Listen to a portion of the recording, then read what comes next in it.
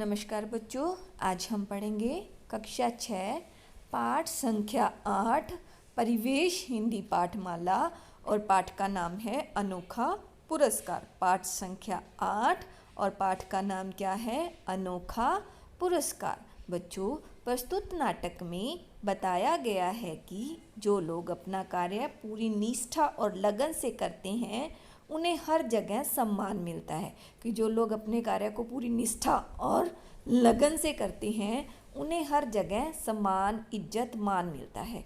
और इस नाटक में भी राजा एक साधारण मनुष्य की भांति व्यवहार करता है। जब वह एक दिन शिकार खेलते हुए जंगल में भटक जाता है तब उसे पुंडरीक नामक ईमानदार नागरिक मिलता है जो अपनी नेक नीयत से राजा का हृदय जीत लेता है। कि एक बारी राजा शिकार करने को जाता है, रास्ते में उसे एक पुंडरीक नामक ईमानदार व्यक्ति मिलता है जो कि अपनी नेक नीयत से राजा का हृदय जीत लेता है। राजा जंगल से निकलकर एक रास्ते के किनारे खड़ा है। राजा यकायक पहुंचकर, यह तो किसी के घर का रास्ता है, यह सबके लिए खुला नहीं हो सकता। चुपचाप होठों पर उंगली रखकर, मैं राजा हूँ, आश्चर्य है, अंधेरा मेरी कुछ भी परवाह नहीं कर सकता, वह बढ़ता ही आ रहा है। मामूली आदमी की तरह मैं भी भूल भटक सकता हूँ। पूर्व, पश्चिम, उत्तर, दक्षिण दिशाएं भी जो मेरा आतंक मनाती थी, इस समय सब चुपचाप है। दरबार में बढ़ बढ़कर बातें करने वाली मेरी बुद्धि इस समय नहीं बता सकती कि मैं किधर जाऊं।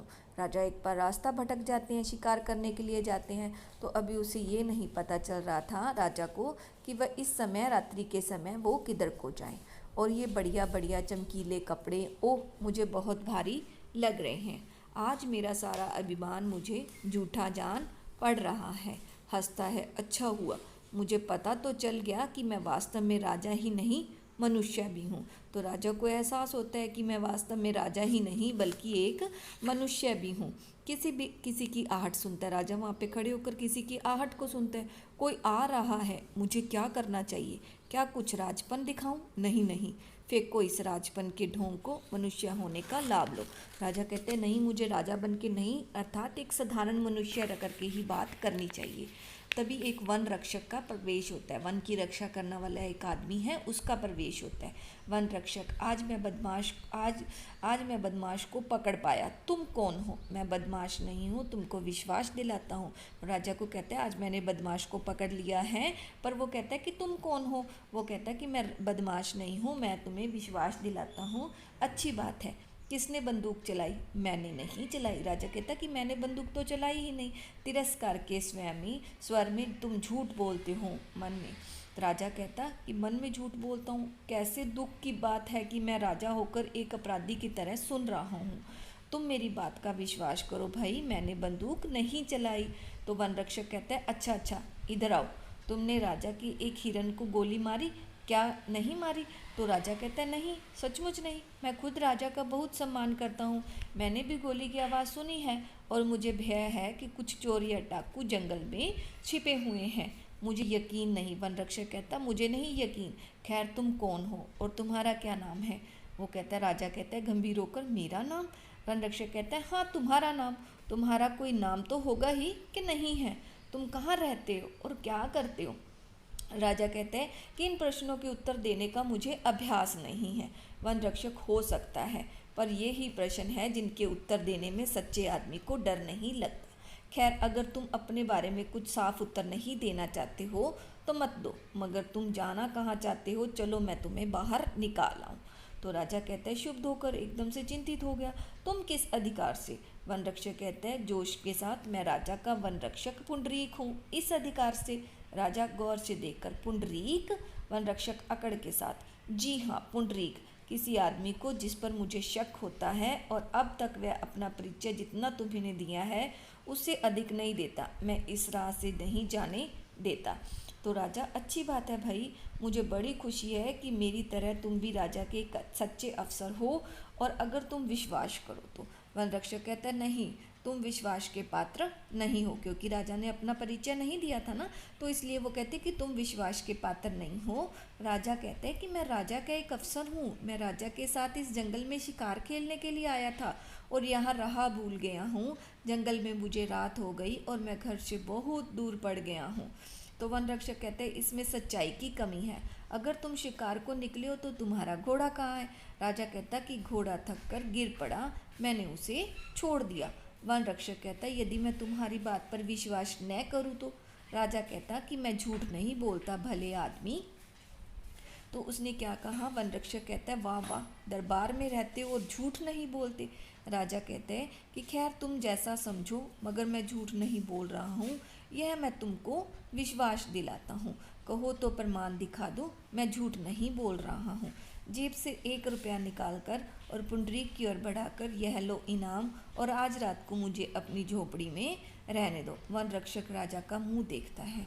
राजा यदि यह कम हो तो सवेरे तुम जो कहोगे वही तुमको दूंगा और खुश कर दूंगा।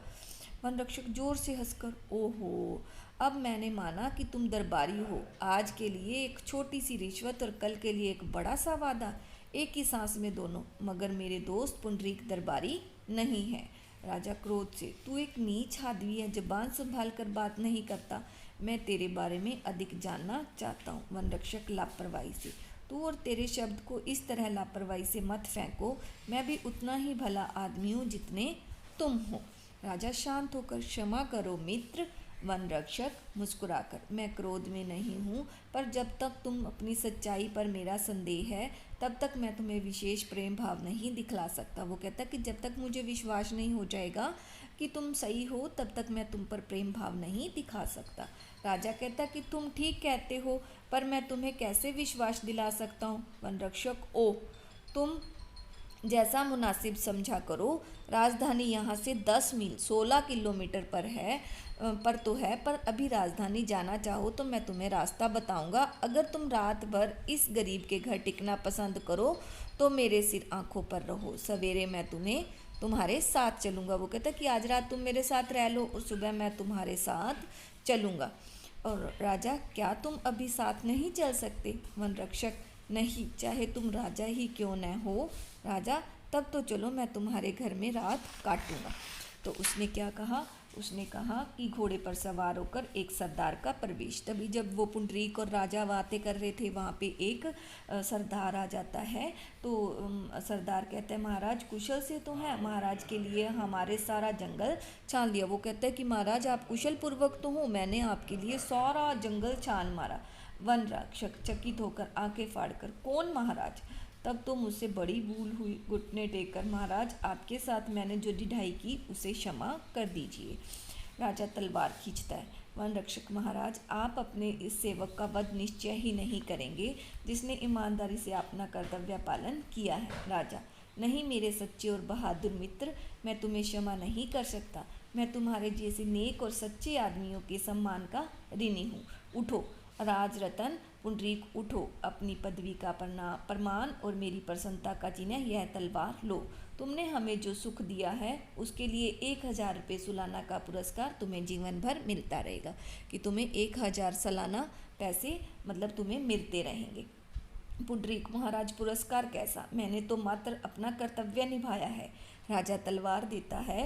पुंडरीक घुटने टेक कर उन्हें दोनों हाथों से लेता है और माथे से छुआता है और फिर खड़े होकर राजा को प्रणाम करता है। राजा, पुंडरीक, पुंडरीक महाराज। राजा, चलो हमें महल तक पहुंचा आओ, अब तुम हमारे मेहमान रहोगे। पुंडरीक प्रसन्न होकर सिर झुकाकर, जो हुक्म महाराज। राजा सरदार के घोड़े पर सवार होता है और उसके आगे पुंडरीक रास्ता दिखाता चलता है और सरदार राजा के पीछे जाता है। तभी पर्दा गिरता है। राम नरेश त्रिपाठी। धन्यवाद बच्चों।